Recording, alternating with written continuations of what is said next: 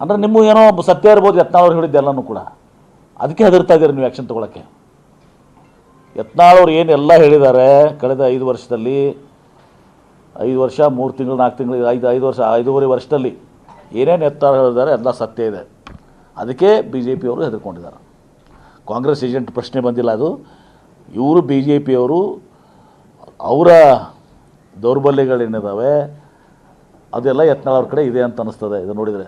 ಯಾಕಂದ್ರೆ ಅವ್ರ ಮೇಲೆ ಆ್ಯಕ್ಷನ್ ಯಾಕೆ ತೊಗೋತಾ ಇಲ್ಲ? ಹೌದಪ್ಪ ಅವ್ರು ಕಾಂಗ್ರೆಸ್ ಏಜೆಂಟ್ ಇದ್ದು ಅಂತೂ ಕೊಡ್ರಿ, ನೀವು ಆ್ಯಕ್ಷನ್ ತೊಗೊಳಕ್ಕೆ ನಿಮ್ಗೆ ಇರ್ತದೆ. ಅದು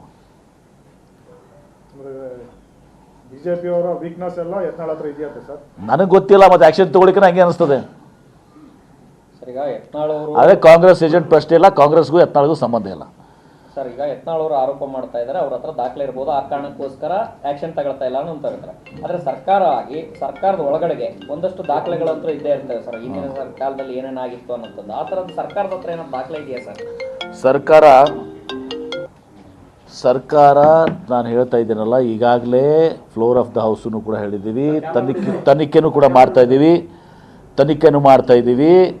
ಈಗ ಈ ಕೊರೋನಾ ಸಂದರ್ಭದಲ್ಲಿ ಕಾಂಟ್ರಾಕ್ಟರ್ ಅಸೋಸಿಯೇಷನ್ನು ಬೇರೆ ಬೇರೆ ಏನು ಹಗರಣಗಳಾಗಿದ್ದಾವೆ, ಆ ಎಲ್ಲ ಕೊರೋನಾ ಹಿಡ್ಕೊಂಡು ಎಲ್ಲವನ್ನು ಕೂಡ ಸರ್ಕಾರ ಈಗ ಅದನ್ನು ತನಿಖೆ ಮಾಡ್ತಾಯಿದ್ದೀವಿ.